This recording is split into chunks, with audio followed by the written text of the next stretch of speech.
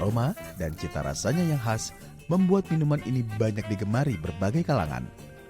Selain dapat membantu menahan kantuk, kadar kafein dalam kopi dipercaya membangkitkan semangat seseorang. Sehingga banyak orang yang beralasan sarapan harus disertai dengan secangkir kopi.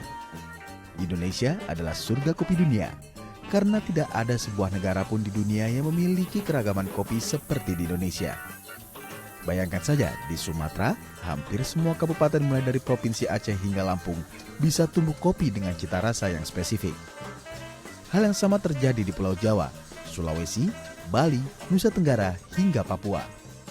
Tapi Anda tidak perlu jauh-jauh keliling Indonesia untuk mencicipi sejumlah biji kopi Nusantara. Di Pasar Santa, Jakarta Selatan, ada sebuah toko kopi yang menjual berbagai varian biji kopi yang beragam. Kios kopi milik Suradi ini berdiri sejak tahun 2000 dengan menyediakan beragam jenis kopi Nusantara. Selain itu, gerai kopi yang dikelola oleh Suradi juga menjadi tujuan wisata turis mancanegara, seperti yang berasal dari Jepang, Korea, Rusia, Jerman, hingga Arab Saudi. Tidak hanya dapat mencicipi biji kopi dengan cita rasa Nusantara, wisatawan akan mendapat literasi terkait pengolahan kopi dan sejarah kopi-kopi yang disajikan. Ada wisata tur ke kebun ya kita kasih unjuk, ada kebun juga temen gitu ya. Jadi semuanya, kemarin juga ada dari Jepang juga tur gitu ke kebun, kita kasih linknya langsung ke sana, kan bantu banyak orang. Akhirnya kan UKM juga terbantu, petani juga seneng, ada semangat kan gitu. Dari pagi langganan dari mana itu kan? Tadi ada pagi-pagi dari Rusia tadi pagi-pagi itu nggak ketemu, di Jepang, Korea kan. Jadi kita tuh seneng ya edukasi, dan kita tuh seneng bersosialisasi, menyatukan umat dengan kopi gitu. Iya kan, filosofinya begitu, kopi itu 1000 cerita, sejuta cerita. Kopi itu kan udah menjadi minuman dari nenek moyang kita zaman dulu kan sampai sekarang kan, dan justru kopi itu di luar negeri sangat diminatin gitu kan. Jadi ceritanya dulu tuh kalau nyari kopi itu susah sekali gitu. Dari zaman kecil saya itu nyari kopi begini sulit. Mungkin sampai juga pasti sulit ya.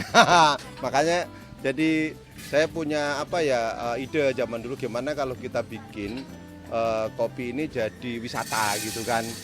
Dikumpulin di pasar dari semua daerah, dari wisata kopi, bukan hanya untuk dalam negeri aja. Gimana bisa pangsa pasarnya sampai ke luar negeri.